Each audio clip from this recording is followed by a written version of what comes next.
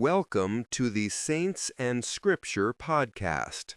Today we explore the life of Saint Gregory Palamas. Today we're stepping into the late Byzantine world to explore the life of one of Orthodoxy's greatest theologians and ascetics, Saint Gregory Palamas, Archbishop of Thessalonica. His story begins in 1296 in the heart of the empire, Constantinople. Gregory grew up in an environment most people could only dream of. His father served as a high official under Emperor Andronicus II Palaiologos. When Gregory's father died, the emperor himself took part in the boy's upbringing and education. Gregory excelled in every subject, so much so that the emperor hoped he would eventually join the imperial administration. But Gregory had a different calling. By the age of 20, he left the world behind and made his way to Mount Athos, entering the Vatopedi monastery as a novice under Saint Nicodemus of Vatopedi. There he was tonsured a monk and devoted himself to prayer and asceticism. Only a year later, he experienced a profound moment, a vision of St. John the theologian, who promised Gregory his spiritual protection. His dedication to the monastic life was so deep that even his mother and sisters eventually became monastics. After Elder Nicodemus passed away, Gregory spent 8 more years under Elder Nikephoros. When Nikephoros also reposed, Gregory continued at the great lavra of St. Athanasius, serving humbly in the trapeza and later as a church chanter.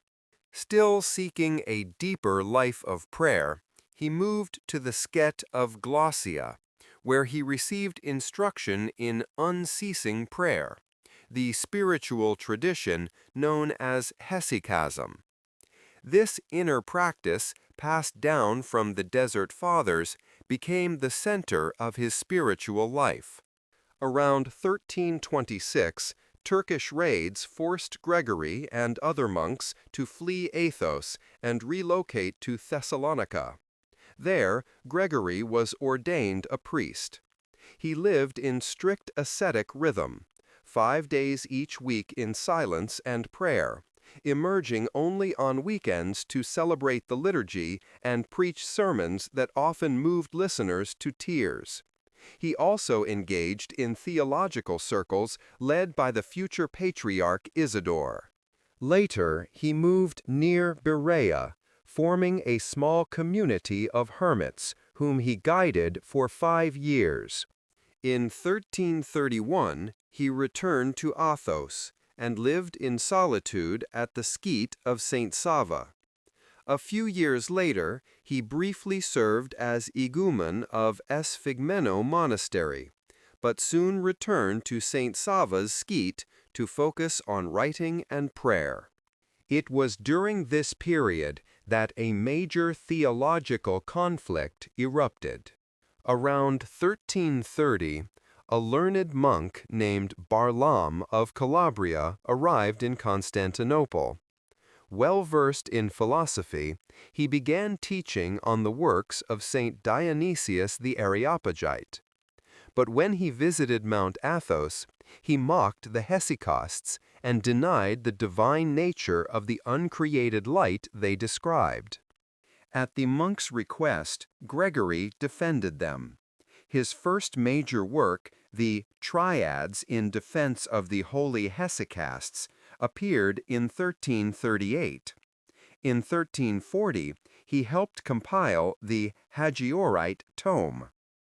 The controversy grew so intense that in 1341 a council met in Hagia Sophia. There, Gregory debated Barlaam directly.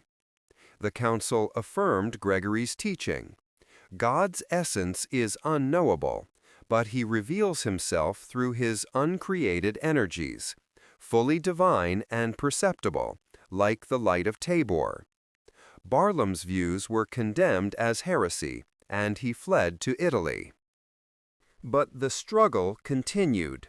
Barlaam's disciple, Akindinos, Patriarch John XIV Kalekos, and even Emperor Andronicus III opposed Gregory. Akindinos attacked him in writing, and Gregory responded in detail. The Patriarch eventually imprisoned Gregory for 4 years. In 1347, everything changed when Patriarch John XIV was replaced by Patriarch Isidore. Gregory was freed and made Archbishop of Thessalonica. His teaching was definitively upheld in 1351 at the Council of Blachernae. Gregory's later years were not easy. Some in Thessalonica resisted him, and during a voyage to Constantinople, his ship was captured by the Turks. Even in captivity, he preached to both Christians and Muslims. He was eventually ransomed and returned home. In the last 3 years of his life, he performed many miracles, especially healing the sick. On the eve of his repose, he saw a vision of St. John Chrysostom. As he passed from this life on November 14, 1359, he cried out, "To the heights, to the heights." In 1368, less than a decade after his death, the Church canonized him at a council in Constantinople led by Patriarch Philotheus, who also composed his life and liturgical services. Saint Gregory Palamas remains one of the most important theologians in the history of the Church, a defender of Hesistasm, and a witness to the experience of God's uncreated grace.